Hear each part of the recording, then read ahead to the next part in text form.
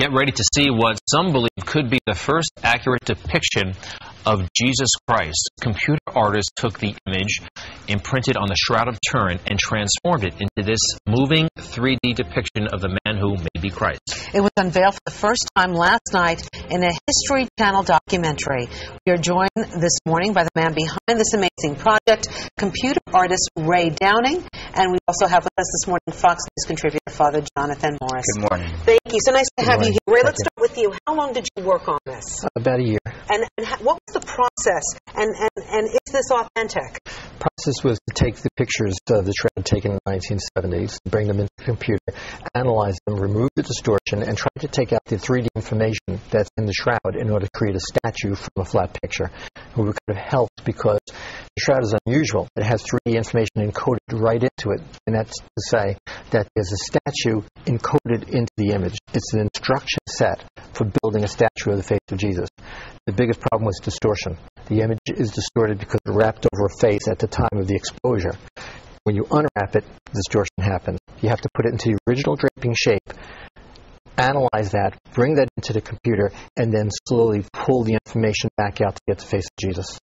Father Morris, what did you think when you saw the final result? Well, first of all, when I heard this explanation from Ray when the History Channel was asking me to come in to do commentary in the film, I heard this and I thought, it's kind of crazy. I don't know if I understand it all. But when I saw the final result, and I also got to know the honesty of Ray as a scientist and a computer artist, I began to see this possibility of getting to know whether it's Jesus or not, getting to know up close what the face of the Shroud would look like in a three-dimensional image. I was intrigued, and I can say that I think it's very well done, and I was impressed. You know what amazes me? Just a few years ago, there was some controversy over whether the Shroud was authentic.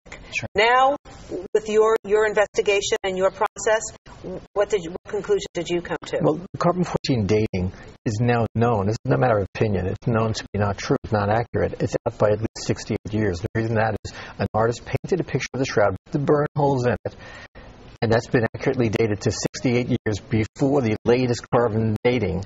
So we know it's wrong. The question is, how wrong is it? You have to throw the test out because we know it is wrong. So we've been looking at some photos of Jesus. Tell us, we've seen him. What did he look like, if you could describe him for us? I'd say very ordinary. Definitely a man of that part of the world, but not the spectacular superhero type of Hollywood depiction. He was an ordinary-looking man. And in fact, Josephus, in the first century, who wrote about what Jesus looked like, he said he was so much like one of us. And I think that's what you need to carry away. Jesus was one of us. Father, does this change? I mean, we all, I went to Catholic school for like a gazillion years, and, we had must not have graduated from 1 year to a gazillion years. But, the picture of Jesus Christ was, kind of blondish, and, and then right. Sometimes we had the brownish hair. Does this change with what we kind of grew up with? Well, I think the most important thing to keep in mind is that Christianity, unlike any other religion, is not about a set of ideas. It's not a philosophy. It's not a moral code. It's about a person, Jesus of Nazareth, who walked on this earth. And when you see this image, whether the Shroud is valid or not, because my faith doesn't depend on this, I do think it's valid. I do think it's legitimate. But what happens is you confront that person. You confront a person. And of course, it was a person who walked in a certain time, in a certain era, in a certain place. And no, he probably wasn't that Hollywood blonde guy that perhaps we would have thought. It was the power of his message, more than any kind of physical charisma that drew people to him. The fruit you shall know them. 2,000 years later. The tree is known by its fruit. It's what Jesus did. And that's my motivation for doing the show. People don't confront Jesus as a physical entity doing these strange and hard-to-believe things. It's amazing what the claims are. And it's amazing what the man is. The man is known by what he did, and Jesus did amazing things. We have to take a look at that physically, and that's my approach. Father is a more spiritual approach. Mine is saying, how did he do it? What do you know? Is this possible, and what does it tell us about the world if it is? Well, also from the little bits and pieces that I've seen on this documentary, you said he was really badly beaten up. Yes. Tell us a little bit about that. It's astonishing. What happens in the Shroud of Turin is the color of the blood and the color of the image itself are very close. It's just a few small percentages of difference between them, but you can exaggerate that in the computer. So you pump red into the blood, and you pump the opposite color into the background, and you can tear the blood out of the shroud.